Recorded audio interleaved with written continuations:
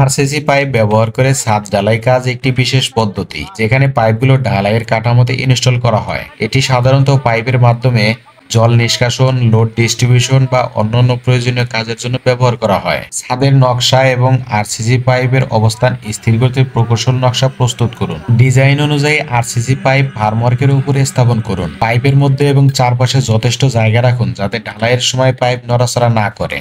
পাইপের জয়েন্ট সঠিকভাবে সিল করে নিন যাতে কনক্রিট ঢালার সময় ফাঁক না থাকে। পাইপগুলোকে টাইটভাবে ফার্মওয়ার্কের সাথে ফিক্সড করুন। সিমেন্ট, বালি এবং পাথরের সঠিক অনুপাত মেনে মিশ্রণ প্রস্তুত করুন। ধীরে ধীরে ফার্মওয়ার্কের মধ্যে কনক্রিট ঢালুন। নিশ্চিত করুন যে পাইপগুলোর চারপাশে কনক্রিট সঠিকভাবে প্রবেশ করছে। ঢালাই কাজ সম্পূর্ণ হলে প্রাথমিক সেটিংস এর জন্য 24 ঘন্টা অপেক্ষা করুন। ঢালাইয়ের উপর জল ছিটিয়ে 7 থেকে 14 দিন ধরে ক্যারিং করুন যাতে কনক্রিট শক্তি বৃদ্ধি পায়। দক্ষ লেবার ব্যবহার করুন যাতে কনক্রিট কম্প্যাক্ট এবং সঠিকভাবে ঢালাই হয়। এই পদ্ধতি অনুসরণ করলে আরসিসি পাইপ ব্যবহার করে একটি টেকসই ও কার্যকর ছাদ ঢালাই করা সম্ভব। যদি ভিডিওটি ভালো লাগে অবশ্যই একটি লাইক দিবেন, পাশাপাশি চ্যানেলটি সাবস্ক্রাইব করে দিবেন।